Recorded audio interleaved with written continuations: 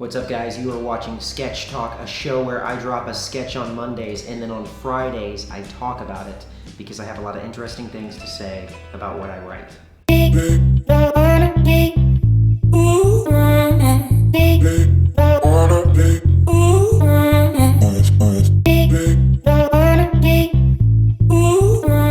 Now, this last week's sketch was actually called Flirting in Minnesota. It was directed and edited by the fantastic Paul McGovern in the acting style of the very hilarious Ashley Korbey. And I myself grew up in the Midwest. Now, I didn't grow up in Minnesota, but I grew up in the Midwest, and I can honestly say that it's a very, very, very special place to me because people are just super nice there. Like, once upon a time in certain areas of the Midwest, you could throw a Molotov cocktail through someone's window and they would just be like, well, God bless ya, you know? I hope that wayward boy just finds his way back home to the straight and narrow. Like, people are like really, really nice, you know what I mean? It'd be a great day for a can of pop. Wish I had a can of pop on me right now. Well, do you or don't ya?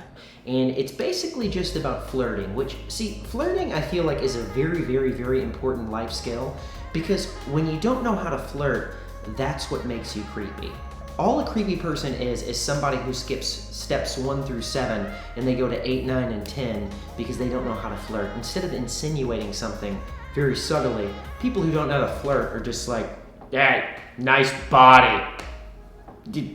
Can I see you naked? It's very important that you're subtle when you're flirting. Now, I'm not a pickup artist despite this amazing 5 o'clock shadow and this wonderful smile. I'm not a pickup artist. Or am I?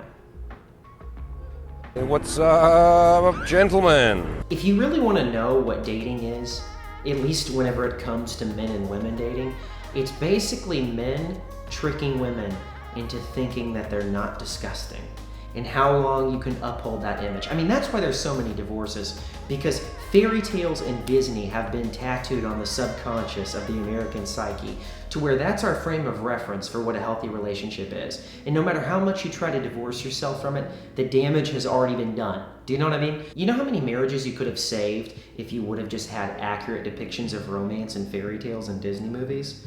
Like, if Cinderella actually had an epilogue to where it said 30 years later, and it just shows her with her king, and he's just sitting on the toilet, his stomach's falling over his knees, and he's just drinking Jim Beam out of a flask and just farting into the toilet, being like, Cinderella, I ran out of toilet paper, can you go get me some? Like, that could have saved marriages because it's like, oh, this is what I have to look forward to. In fact, I think wedding vows should actually be changed to say things like, do you, Marjorie, take Roy to be your lawfully wedded husband to have and to hold. Even when he starts eating TV dinners, he gains 87 pounds and his thighs start to look like trash bags filled with oatmeal. Do you do that? Because here's the thing. Now, I know a lot of you might be looking at me and be like, you are an arrogant little prick. But guess what? See these teeth right here? I paid for these. Now, they are real, but I actually had work done, you know, at the dentist. So just know that you too can pay for plastic surgery. I've never gotten that, but I sometimes think, I'm like, maybe I would, because it's scary to see yourself if you still have like an infantile brain. See, I live in Los Angeles, okay? The city of plastic surgery. It's almost like there's something wrong with you if people do see a wrinkle, like you're the odd man out. Nobody ages gracefully here. When you move to Los Angeles, we don't have seasons. We don't. So whatever age you move here, you stay the same age. That's why you see like 98-year-old women snorting cocaine with like a tramp stamp on their back. It's like, look at my new tramp stamp. It's of a Model T Ford. Ah, everybody Wang Chung tonight. It's like, wow, you moved out here and you're still 18 technically inside of your brain. So that's what happens to me. I guess what I'm trying to say is I'm like Wayne Newton before I've actually had the money to retire to Vegas. You know, I bleach my teeth, I take Propecia. I'm getting off topic here. I want to bring it back. So guys, thanks for watching. I write all of my own material. I release a sketch every single Monday. And, you know, follow me. Smash that subscribe button. And remember, be kind to each other. Yes, that's right.